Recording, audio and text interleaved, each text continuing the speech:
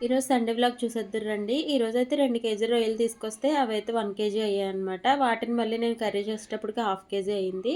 రొయ్యలు టేస్ట్ అయితే చాలా బాగుంటాయి గానీ ఎన్ని తెచ్చుకున్నా కూడా సరిపోదన్నట్టు ఉంటుంది. వీటినైతే తల తోక తీసిస్తారు గానీ లోపల ఉన్న బ్లాక్‌గా ఉంటుంది కదా! అదైతే తీయరు. సో చూసారు కదా ఎంతొచ్చిందో వేస్ట్. కానీ ఒక్కొక్కటి తీసి చేసేటప్పటికి నాకైతే హాఫ్ అన్ అవర్ పైనే పట్టింది. వీటిని మళ్ళీ మంచిగా పసుపు, ఉప్పు వేసి బాగా కడుక్కోవాలి. నిమ్మకాయ అంటే నిమ్మకాయతో కడిగితే ఇంకా మంచిగా వాసన పోతుందనమాట.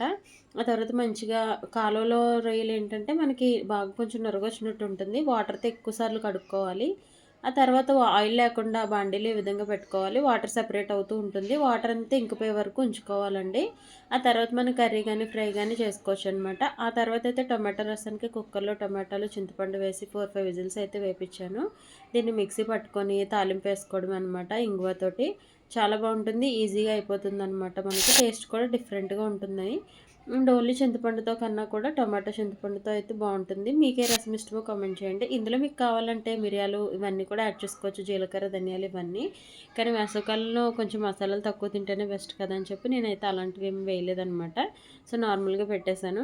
ఆ తర్వాత సేమ్ కుక్కర్‌లో రైస్ అయితే నేను నానబెట్టేసుకొని పెట్టుకున్నాను. ఈలోగైతే ఒక ప్యాన్‌లో అల్లం వెల్లుల్లి పేస్ట్ కూడా తక్కువగానే వేశాను. కరివేపాకు వేసుకొని కొంచెం బాగా వేయించుకున్నాక మనం రెడీ చేసి పెట్టుకున్న రొయ్యలు వేసేసుకోవడమే. యాక్చువల్‌గా ఉల్లిపాయ, టమాటా ఇవన్నీ వేసి కర్రీ చేసుకుంటే చాలా బాగుంటుంది. వాటిని నేను రసం పెట్టాను కదా! అందుకని చెప్పి నార్మల్‌గా ఫ్రై చేశాను.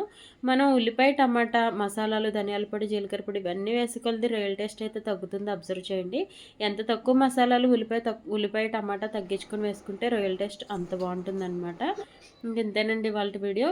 ఫస్ట్ అయితే ఫ్రై నంచుకొని తిని ఆ తర్వాత రసం వేసుకొని ముద్దకి రొయ్య నంచుకొని తింటే అదిరిపోతుంది. ఎంతమందికి ఇష్టమో కామెంట్ చేయండి. వీడియో నచ్చితే లైక్ చేయండి. Thanks for watching.